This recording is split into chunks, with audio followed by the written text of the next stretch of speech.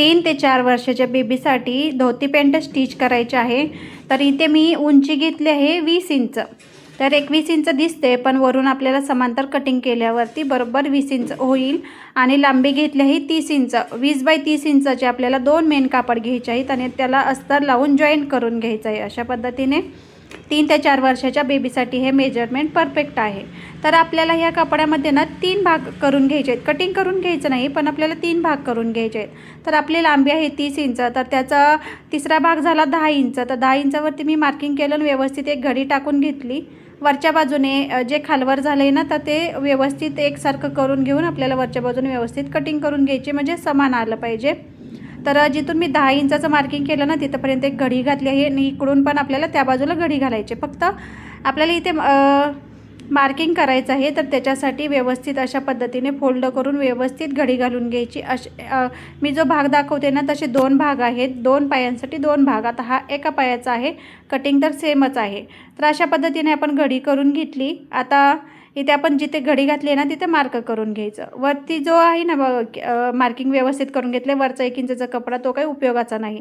त्या मार्किंगच्या खाली घेतला आहे 6.5 इंच, म्हणजे टीप वगैरे मारून 7 इंच होईल। तर खाली घ्यायचं आहे आपल्याला 6.5 इंच, दोन्ही बाजूला 1-1 इंच घ्यायचं आणि अशा पद्धतीने ना थोडासा पानाचा आकार काढून घ्यायचा आहे। म्हणजे जो मधला भाग असतो ना, बसायला उठायला आपल्याला येतो, तो भाग आहे हा, त्याचं मार्किंग आहे। 6.5 घ्यायचं आहे आणि आपल्याला टीप वगैरे मारून फिटिंगमध्ये जाऊन ते 7 इंच व्यवस्थित होईल। आता इकडे जो कोपरा आहे ना, तर त्याच्या कोपऱ्यापासून खाली आपल्याला 3 इंचावरती मार्किंग करायचं आहे। प्रत्येक उंचीनुसार आपल्याला मधला भाग कमी जास्त करावा लागतो। तर 3 इंचावरती मार्किंग केलं ना, अशा पद्धतीने गोलाकार करून घ्यायचा आहे। एकदम सोपी कटिंग आहे। पॅन्ट दिसायला तर खूप छान दिसते आणि स्टिचिंगला पण सोपी आहे। तर जितकं मी सोपं मेजरमेंट असेल ना, तर ते दाखवण्याचा प्रयत्न करते। आता झालं आपलं इथलं मार्किंग, काहीच अवघड नाही। तर कटिंग करून घेऊयात।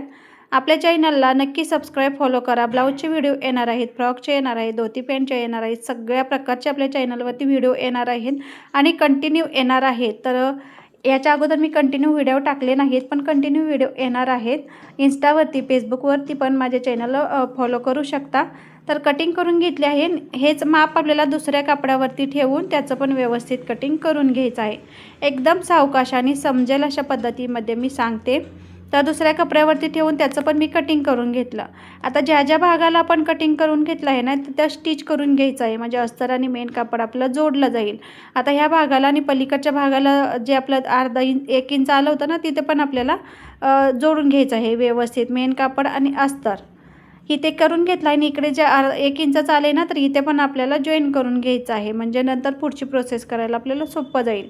आता मी जॉईन करून घेतलं आहे। आता या बाजूला काय करायचं, आपला मधलं कापड तर आहे 7 इंचाचं, तर प्लेटा पण आपल्या 7 इंच आल्या पाहिजेत, म्हणजे 6.5 इंच आणि अर्धा इंच एक्स्ट्रा।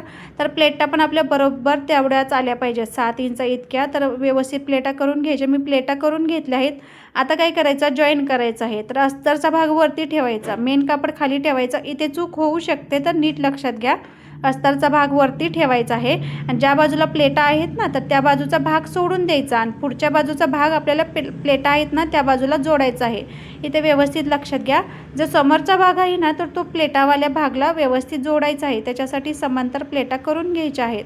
तर मी भाग दोन्ही पण पायाचे जोडून घेतले आहेत।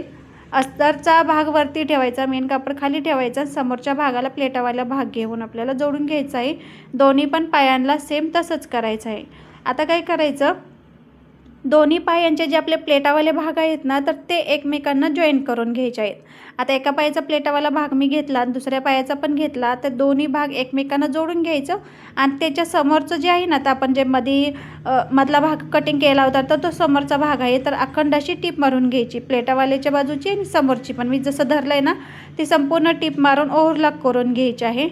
तर अशा पद्धतीने मी ती टीप मारून घेतलेली आहे। जी प्लेटावाले भाग आहे ना, ते समोरचा भाग, प्लेटावाला भाग खूप जाड झाला, त्याच्यामुळे ओव्हरलॉक तर तिथे आला नाही मधल्या भागामध्ये। ठीक आहे, काय हरकत नाही। आपलं हे स्टिच करून झालं आहे, डबल टिप मारायची। आता पाठीमागचा भाग शिल्लक राहिला आहे, तर त्याला काय करायचं, जेवढी आपली बॉर्डर असते ना, तर तेवढ्या बॉर्डरवरती प्लेटा करून घ्यायच्या आहेत। शक्यतो कमी बॉर्डरवालीच स्टिच करायची धोती पॅन्ट, छान दिसेल, म्हणजे 3-4 इंच इतकी। आता जेवढी गडवाल साडीची एकदम परफेक्ट अशी प्लेटा व्यवस्थित होतात आणि काठ पण छान दिसतात. तर जेवढी आपली बॉर्डर आहे ना, तर तेवढे आपल्याला प्लेटा करून घ्यायच्या आहेत. दोन्ही पण बाजूला प्लेटा करून घ्यायच्या, जितके येतील तितके येतील, पण एकसारख्या समांतर प्लेटा करून घ्यायच्या आहेत. अशा पद्धतीने समोरच्या भागाचं हे झालं. एकदम सोपे आहे आणि समजेल अशा भाषेमध्ये मी सावकाश सांगण्याचा प्रयत्न करते. तुम्हाला व्यवस्थित ही पॅन्ट समजणारच आहे. तर मी प्लेटा एकत्र करून टीप मारून घेतली आहे जॉईन करून. आता काय करायचं, संपूर्ण आपल्या कमरेचा जेवढा भाग आहे ना, तेवढी पट्टी काढून घ्यायची आहे आणि 3-3.5 इंचाची पट्टी घ्यायची. ते मी 4 इंचाची घेतली आहे, पण अर्धा इंच मी कट केली. 3.5 इंचाची पट्टी घ्यायची आहे आणि 1 इंचाचीच आपल्याला इथे लेस लावायची आहे. छोटीवाली लेस लावायची नाही. 1 इंच जी आपली कॅनव्हास पट्टी आहे ना, ही इलॅस्टिक आहे, तर ती इलॅस्टिक आता मी घेतली आहे. इथे 3 ते 4 वर्षाच्या बाळाची कंबर असते 20 इंच, तर त्याच्यासाठी मी 11 इंचाची इलॅस्टिक घेतली आहे. आता जे आपलं कमरेला लावायला कापड आहे ना, तर ते जॉईन करून घ्यायचं आहे. ही इलॅस्टिक आपल्याला इथे ठेवायची आहे. असं पण ठेवू शकता किंवा इलॅस्टिक तुम्ही पिनमधून पण घालू शकता किंवा जॉईन करून पण ह्याला जोडू शकता. जसं तुम्हाला पद्धत सोपी वाटेल तशी तुम्ही इलॅस्टिक जोडू शकता. तर इथे पहिल्यांदा इलॅस्टिक एकसारखी व्यवस्थित राहण्यासाठी थोडीशी इलॅस्टिक आणि कापड घेऊन जॉईन करून घ्यायचं आहे आणि नंतर पलटी करून कमरेच्या भागाला आपल्याला जोडून घ्यायचं आहे. एकदम सोपे आहे, पण सावकाश करायचं, गडबड करायची नाही. कमी जास्त जर इलॅस्टिक झाली तर एका जागेला जास्त होतं, एका जागेला प्लेन भाग येतो आणि व्यवस्थित कमरेला दिसत नाही. तर अशा पद्धतीने पलटी करायची आणि व्यवस्थित अशी जॉईन करून घ्यायची. आपली इलॅस्टिक जॉईन करून झाली आहे. शिवून आपली कंबर बरोबर 10 इंचाची झाली आहे, म्हणजे संपूर्ण कंबर 20 इंचाची झाली आहे. 3 ते 4 वर्षाच्या बेबीसाठी 20 इंचाची कंबर व्यवस्थित होते. अगदी व्यवस्थित अशी आपली धोती पॅन्ट तयार झाली. नक्की ट्राय करून पहा. आणखीन काही शंका असतील तर मला कमेंटमध्ये नक्की विचारा.